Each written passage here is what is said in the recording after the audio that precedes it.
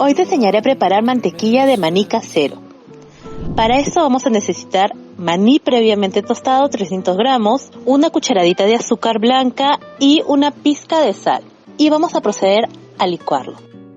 Para poder hacer esta mantequilla de maní vamos a usar el pulsador de la licuadora. Poco a poco vamos a estar moviendo la mezcla del maní, como podemos ver que se está volviendo ya como harina o como arena. Seguimos moviendo y para que la licuadora no trabaje mucho hacemos un espacio de 1 minuto para estar pulsando poco a poco. Cuando ya vemos que va soltando su grasa natural y ya se formó la mantequilla, lo apagamos y lo servimos.